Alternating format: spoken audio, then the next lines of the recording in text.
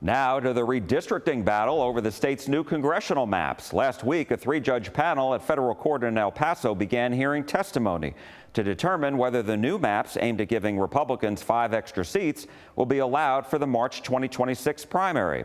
Democrats and multiple organizations, including LULAC, accuse Republicans of racially discriminating against Latinos, blacks, and Asians by not giving them fair representation and diluting their votes.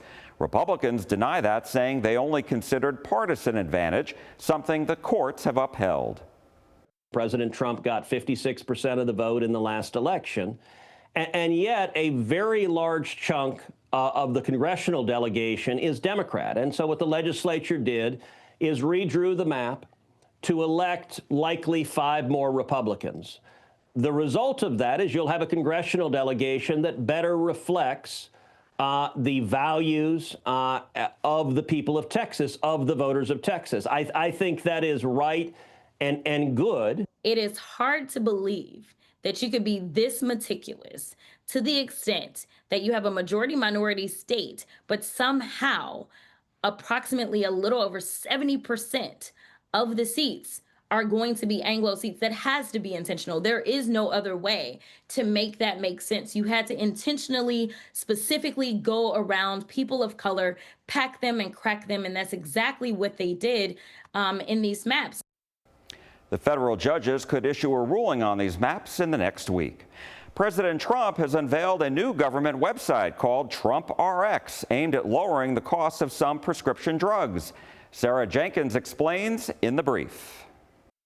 The president's announcement about Trump RX comes days after he said that the U.S. would begin imposing a 100% tariff on any branded or patented pharmaceutical product, quote, unless a company is building their pharmaceutical manufacturing plant in America. That move could increase the cost of some drugs for U.S. consumers. Pfizer CEO Albert Bourla said on Tuesday that the impending tariffs did motivate his company. He said that President Trump gave Pfizer a 3-year grace period on the tariffs, and the tariffs would be inapplicable as long as Pfizer manufactures in the U.S. The president also said that tariffs had, quote, played a big role in the deal, and that other companies are on board too. The details of the Trump RX website have not yet been shared, but a senior administration official expects the website to be live in early 2026. For The Brief, I'm Sarah Jenkins. Thank you, Sarah. You can watch all our full interviews from today's show on our CBS Texas YouTube page. And while you're there, hit the subscribe button. That's Eye on Politics for this week. Thank you for watching. I'm Jack Fink. I am listening, and we are listening to you at CBS News Texas. I'll see you again next week. And from all of us here, have a great Sunday.